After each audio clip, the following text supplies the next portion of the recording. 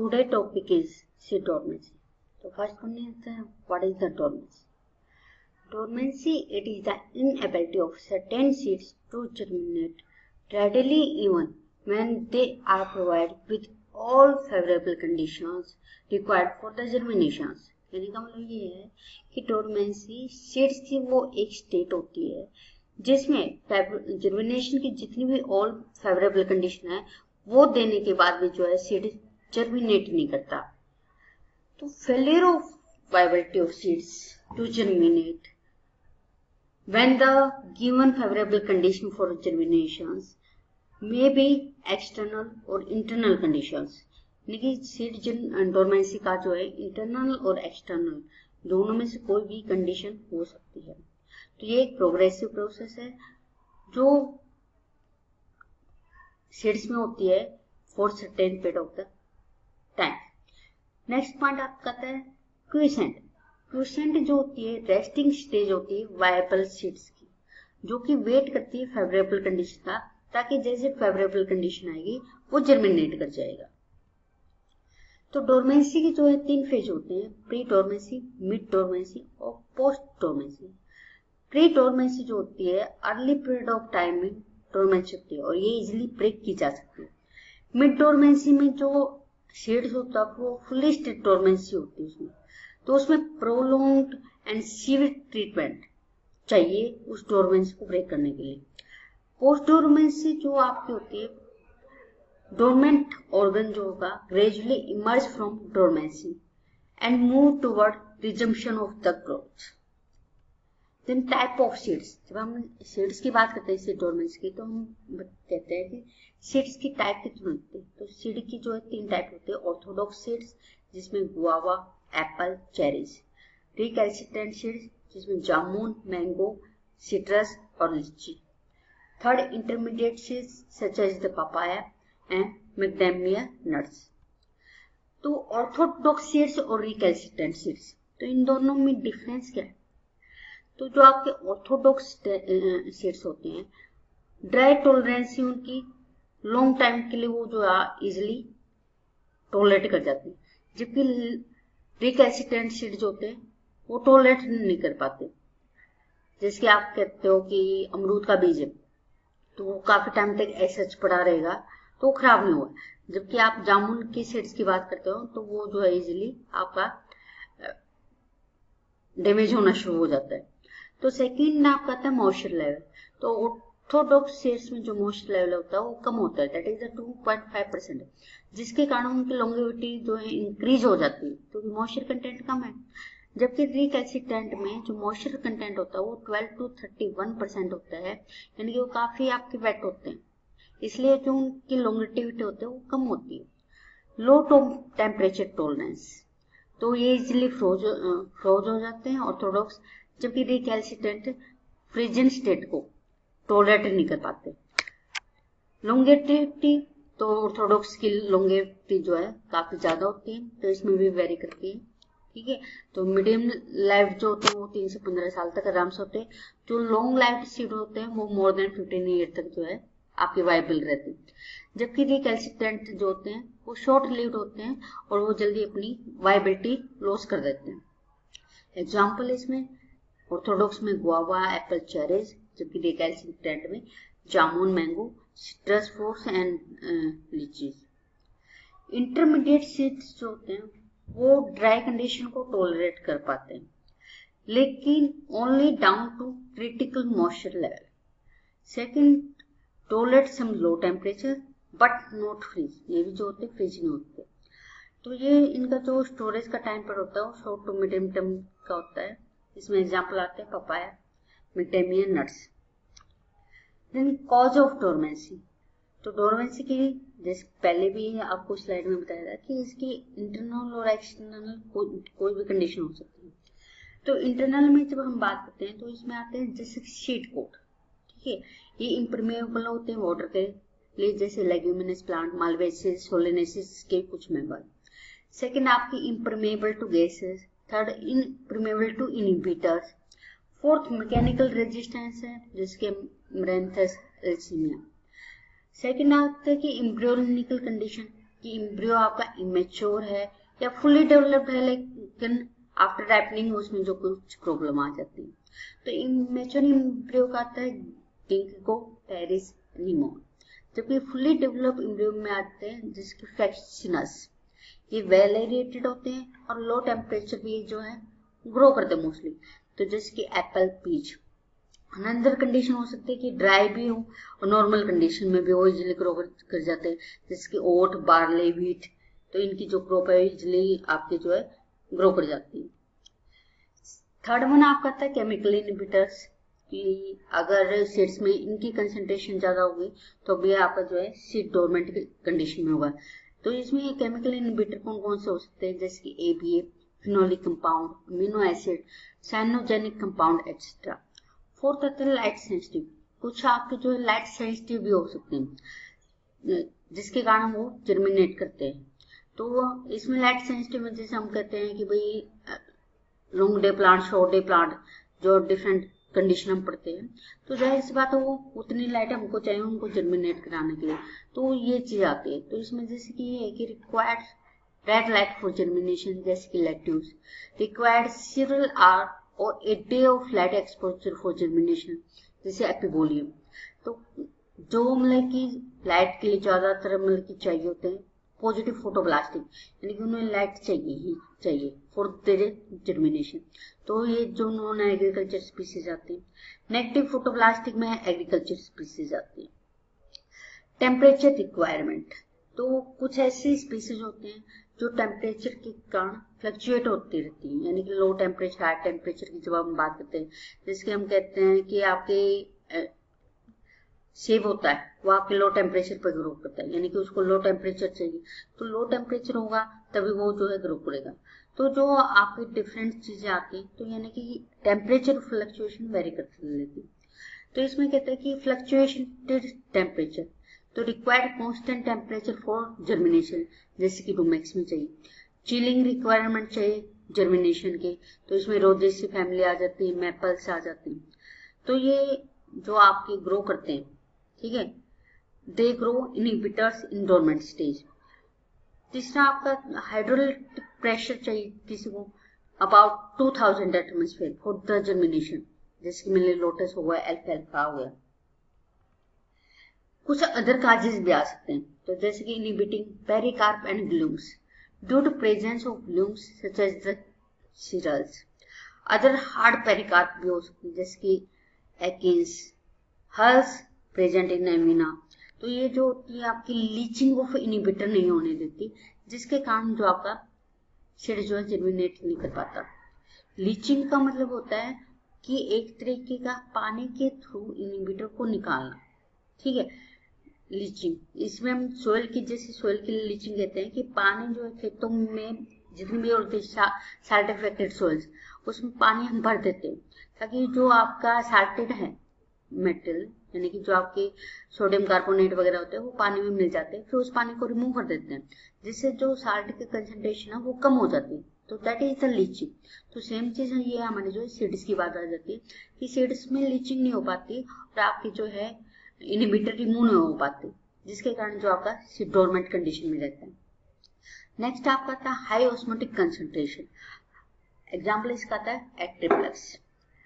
High CO2 concentrations for germination, example है Trifolium. Strophiolar plugs, strophiolar plug क्या होता है? स्ट्रोफोलियर प्लग जो है नियर बाय हाइलम होता है for the hygroscopic condition. Hygroscopic condition का मतलब होता है वाटर का अब्जॉर्प्शन करना या वाटर का रिमूवल करना। तो that is the hygro, hygro यानी कि वाटर के बारे में हो रही। तो ये कुछ लेगुमिनस प्लांट में होते हैं। तो ये जो है वो ड्राई कंडीशन में वाटर को एग्जिट करने के लिए करता है, लेकिन ये वाटर को अब्जॉर्ब नहीं करने देता। That is the strophiolar plugs. तो जर्मिनेशन के लिए क्या कहता है कि this plug must be mechanical dislodged, यानी कि ये जो है प्लग रिमूव करना पड़ेगा क्योंकि ये वाटर की एंट्री होने नहीं देता। तो जब ये रिमूव करेंगे तभी वाटर की एंट्री होगी और ऑक्सीजन आपके सीड्स को मिलेगी और तभी आपका जर्मिनेट करेगा। नेक्स्ट आप कहते हैं क्लासिफिकेशन ऑफ डोरमेंसी। तो इसमें हम मोस्टली कहते हैं प्राइमरी और सेकेंडरी सेकेंडरी डोरमेंसी होती है। तो प्राइमरी डोरमेंसी जो होती है इंटरनल, यानी कि सीड्स के जो इंटरनल कॉज है उनके कारण आपकी होगी, ठीक है। तो इसमें जैसे सीड कोट हो गया, हार्मोनल फैक्टर्स वगैरह हो गए, जेनेटिक फैक्टर भी हो सकते हैं। सेकंड आपका आता है सेकेंडरी डोरमेंसी, ये ड्यू टू अनफेवरेबल कंडीशन, यानी कि इन्वायरमेंट की कंडीशन के कारण आपके डोरमेंट स्टेज में रहना, ठीक है। तो इसका एग्जांपल आता है निकोसियाना एटेन्यूटा। तो हम प्राइमरी डोरमेंसी और सेकेंडरी डोरमेंसी भी अगेन डिफरेंट टाइप की होती है, दैट इज द चार्ट। तो प्राइमरी डोरमेंसी की जब हम बात करते हैं तो ये 3 टाइप की होती है, एक्सोजेनस, एंडोजेनस और इंटरमीडिएट। एक्सोजेनस जो होती है फिजिकल, मैकेनिकल और केमिकल हो सकती है, जबकि एंडोजेनस जो होती है मॉर्फोलॉजिकली और फिजियोलॉजिकली हो सकती है। थर्ड वन आप कहते हैं इंटरमीडिएट या मॉर्फोफिजियोलॉजिकली, एपिकोटाइल और डबल डोरमेंसी। सेकंड आप कहते हैं इसमें एक्सो एंडो डोरमेंसी। तो एक्सोजेनस जो हम डोरमेंसी की बात करते हैं, यानी कि जो आपके सीड्स के एक्सटर्नल फैक्टर की बात, जैसे कि फिजिकल करें बीज की सीड कोट हो सकती है, ठीक है। तो फिजिकली में आपके आते हैं लेग्यूमिनस, मैकेनिकल में आपके वॉलनट वगैरह होते हैं। थर्ड में आप कहते हैं केमिकल, जैसे कि सिट्रस, ग्रेप्स, पियर्स।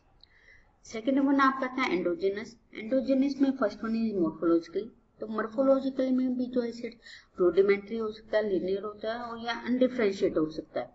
तो रूडिमेंट्री का एग्जांपल है रेनकुलस, सेकेंड लीनियर का एग्जांपल है पाइनस ऑफ पाम, थर्ड अनडिफरेंशिएट का है एपिम ग्रेवियोलेंस। सेकेंड आप कहते हैं फिजियोलॉजिकली, तो फिजियोलॉजिकली नॉन डिप में आपका एग्जांपल आता है एप्पल और cherries, second intermediate Acer, third one is deep in, example is peach and लैक्टिकोफाइला। थर्ड वन आपका आता है इंटरमीडिएट, तो इसमें फर्स्ट वन आपका आता है मॉर्फोफिजियोलॉजिकल, इसमें फर्स्ट वन आपका आता है एपिकोटाइल। एपिकोटाइल का एग्जांपल है Lilium and Trillium. Second double dormancy, इसमें एग्जांपल आ गया Cercis and exo endo dormancy. Then secondary dormancy जो कि इन्वायरमेंट के कारण आती है। तो इन्वायरमेंट में भी डिफरेंट टाइप के हम पढ़ते हैं। थर्मोडोरमेंसी जो टेम्परेचर के कारण होते हैं, that is the Arabidopsis, Helianthus annuus, cocklebur. Second photodormancy, जिसमें हम फोटोडोरमेंसी में छोटे लोंडे और आपका डे न्यूट्रल प्लांट आते हैं, तो हम या कह सकते हैं फोटोब्लास्टिक या नेगेटिव फोटोब्लास्टिक जो आते हैं। देन सेकेंड वन आपका था स्कोटोडोरमेंसी जो लाइट के कारण होते हैं, डार्क पीरियड के कारण डोरमेंसी होती है, दैट इज द डोरमेंसी। तो वन बाय वन हम इनको पढ़ेंगे। तो फर्स्ट वन आपका आता है प्राइमरी डोरमेंसी, तो ड्यू टू सीड्स इटसेल्फ होती है। तो एक्सोजेनस डोरमेंसी जो आपके होते हैं तो मोस्टली आपकी सीड कोट के कारण होती है। तो इसका एग्जांपल इसमें हम कह सकते हैं कि सीड कोट में जो है macrosclereid cells, mucilaginous outer cells layer या हार्डन सीड कोट ये हो सकता है। तो इस डोरमेंसी को ब्रेक कर सकते हैं बाय द पंचर, यानी कि उसको पंचर करके सीड कोट को हम इसको जो है रिमूव कर सकते हैं। तो इसका पहले जैसे कि जिसके हार्ड एंडो कार्प होते हैं, olive, apricot, plum, cherry plum. Surrounding cell अगर है तो walnut, pecan nut example. Then second one आपका था एंडोजेनस डोरमेंसी। एंडोजेनस डोरमेंसी में first one is morphological dormancy. तो ये जो आपके हैं फुल्ली डेवलपिंग इनके पास इम्प्रियन होता है at time of the fruit wrapping.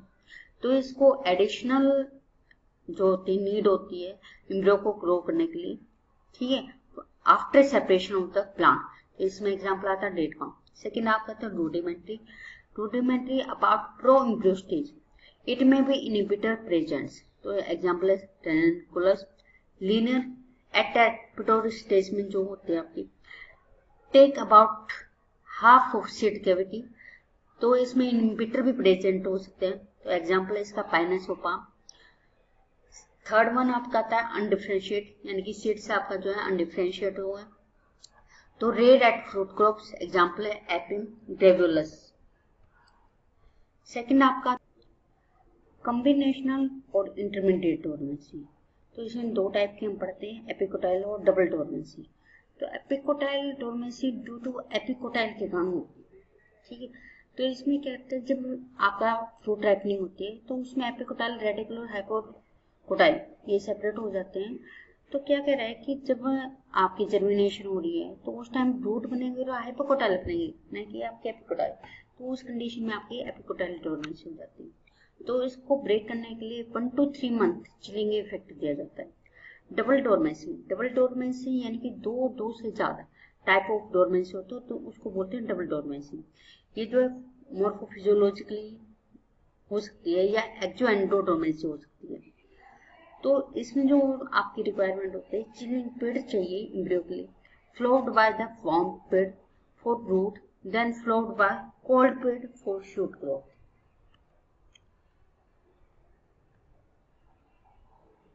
Secondary dormancy यानी कि अनफेवरेबल कंडीशन के कारण या आपके इन्वायरमेंट के कारण जो होती है। तो ये 3 टाइप के होते हैं। थर्मोडोर्मेंसी यानी कि हाई टेम्परेचर या लो टेम्परेचर जो भी हो सकता है वो आपकी डोर्मेंसी इंड्यूस करे, that is the thermodormancy. Second है photodormancy, prolonged exposure of seeds to an excess of light is called the photodormancy. So photodormancy, it requires light for germination when they are imbibed in diet for extended period of the time। तो इस डोर्मेंसी को break करने के लिए हमें जो है chilling effect चाहिए, लाइट चाहिए या गिबरेलिक एसिड चाहिए। Method of breaking seed dormancy, तो डिफरेंट टाइप के आते हैं, scarification, oxygen, impaction, stratification, fifth exposure to alternate temperature, light, growth regulators and removal of inhibitors. तो फर्स्ट इन स्कैरिफिकेशन में क्या कहता है कि मैकेनिकली हम जो है सीड डोर्मेंसी को ब्रेक कर देंगे, ठीक है। तो इसमें क्या करते हैं कि हम डिफरेंट तरीके के ट्रीटमेंट करते हैं।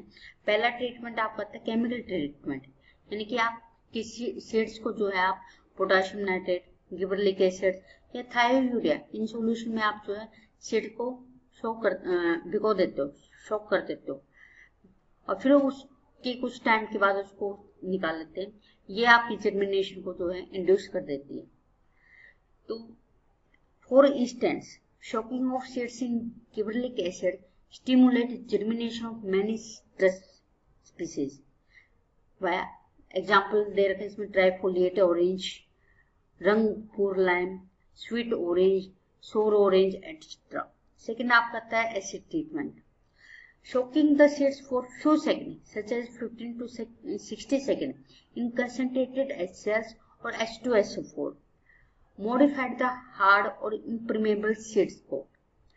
At the end of the treatment period, the seeds are washed to remove the remnant acids. Example है म्यूकिना बैक्टीरिया। समटाइम आपका जो मर्क्यूरी होता है उसमें भी कुछ सीड्स जो है डाले जाते हैं, जबकि मर्क्यूरी टॉक्सिक होता है।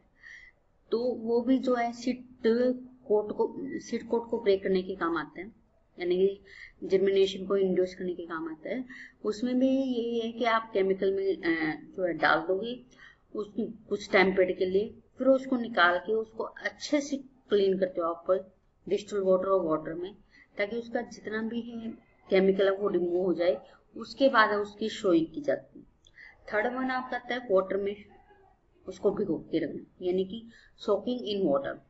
तो जनरली जो सीड्स होते हैं वो आपके हॉट वाटर में रखते हैं for few second to 24 hour, ठीक है। After then it put in the cold water to softening of seed coat and wash off the incubator.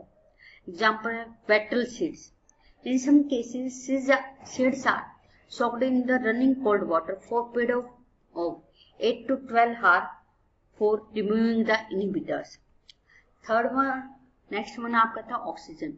Some respire anaerobically in initial stage of germination and later aerobic condition. तो उन seeds को हमें oxygen चाहिए तो हम उनको oxygen provide करेंगे। Impaction होता है जोर जोर से हिलाना, यानी कि सीड्स को हम जो वाइग्रसली स्पीडली उसको जो हम जोर जोर से हिलाएंगे, जिसके कारण उनकी जो स्ट्रोफोइलर प्लग्स है वो आपकी जो है रिमूव हो जाती है। एग्जाम्पल है Melilotus, Crotalaria, Trigonella, leguminous plant. Fourth one cold stratification, यानी कि कोल्ड का ट्रीटमेंट देते हो। तो seeds are expose to abundant moisture, ample oxygen and relative cold temperature.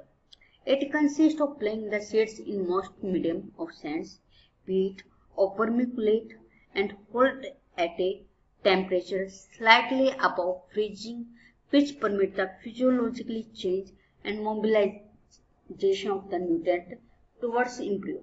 ठीक है, जिसके कारण आपकी जो है लो टेम्परेचर ट्रीटमेंट के कारण आपका गिबरेलिक एसिड और साइटोकाइनिन का जो लेवल इंक्रीज हो जाता है, ये भी जो होते हैं इनहिबिटर हार्मोन वो डिक्रीज हो जाते हैं और आपका सीड जर्मिनेट कर जाता है. तो एग्जांपल है इसमें पीची.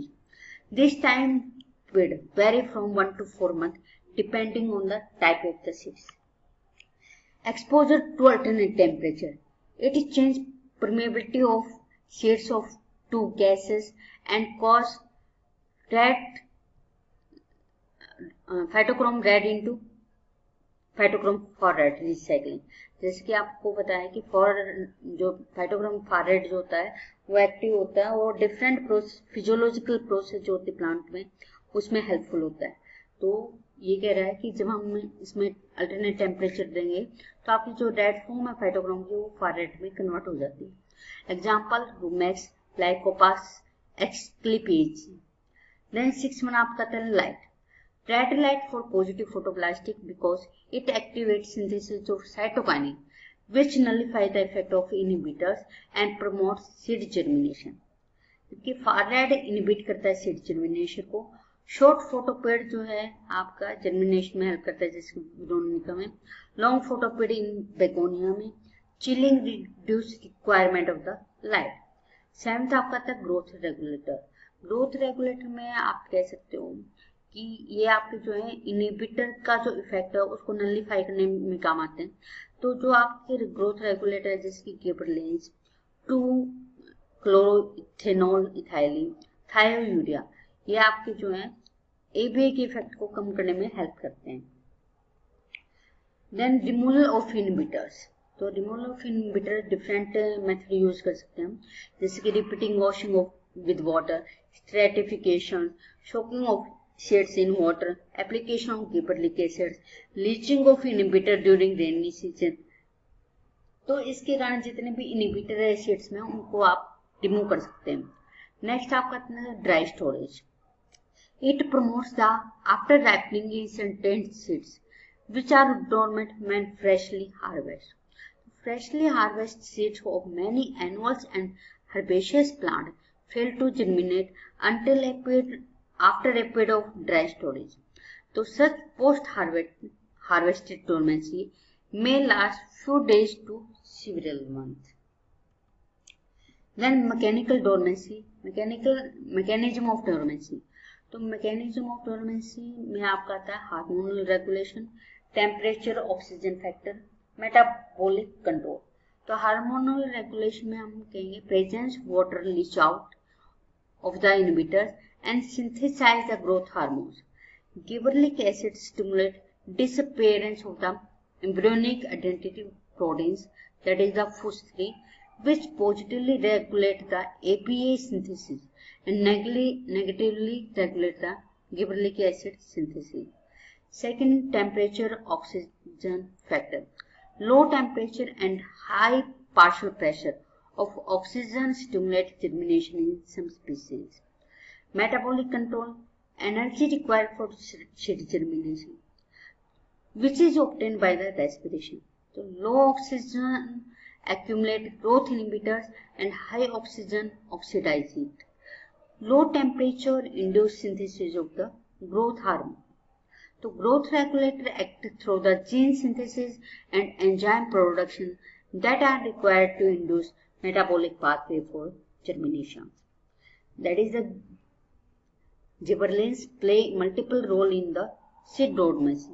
So first one, it break the seed dormancy. Second one, it help in the germination. In this diagram, during seed germination, तो आपका सबसे पहले सीड जो होता है आपका वाटर इम्बाइब करता है.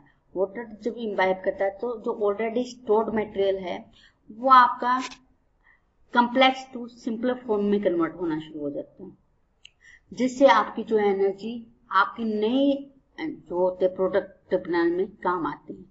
ये प्रोडक्ट जो है गिबरेलिक एसिड भी सिंथेसाइज करने में काम आता है। तो गिबरेलिक एसिड जैसे ही बनता है वो आपकी क्या करता है कि जितना भी आपका फूड मटेरियल है वो आपके एम्ब्रियो तक लेके जाता है। वहां पे एम्ब्रियो जो है इस जितना भी आपका स्टोर फूड था उसको यूटिलाइज करता है और ग्रो करने में हेल्प होता है और आपका जो है रूट और शूट की फॉर्मेशन होती है। Hormonal regulations of seed dormancy and seed germination. तो इसमें क्या कर रहे हैं कि लाइट फाइटोक्रोम को इफेक्ट करती है। फाइटोक्रोम गिबरेलिक एसिड फॉर्मेशन में हेल्प करता है जो कि आपकी सीड को जर्मिनेट करने में हेल्प करेगा। इसी तरीके से अदर हार्मोन जैसे ऑक्सीजन है, ऑक्सीजन जो है एआर फैक्टर को इनिशिएट करता है, वो आपका प्रमोट करता है एबीए को। एबीए इनिबिट करता है आपका एम्ब्रियोनिकल ग्रोथ पोटेंशियल को। इथाइलिन जो होता है इनिबिट करता है एबीए को, जबकि it also increase the sugar concentration, जबकि शुगर प्रमोट करता है एबीए को। तो ये इथाइलिन डायरेक्ट वे से आपका सीड जर्मिनेशन में हेल्प करेगा, जबकि इनडायरेक्ट वे में आपका डोर्मेंसी कॉज करने में भी हेल्प कर सकता है, डिपेंडिंग ऑन द फॉर्मेशन। कि अगर आपका इथाइलिन शुगर को इनिशिएट करा है तो आपका क्या बन रहा है कि आपका जो है शुगर से आपका एबीए भी प्रमोट हो सकता है और आपका सीड जर्मिनेट भी कर सकता है। तो दैट इज डिपेंड ऑन। इसके अलावा आपका ब्रेसिनोस्टेरॉइड है। ब्रेसिनोस्टेरॉइड आपकी सीड डोर्मेंसी को ब्रेक करने के काम आएगा और आपका सीड जर्मिनेशन में हेल्प करेगा। ठीक है।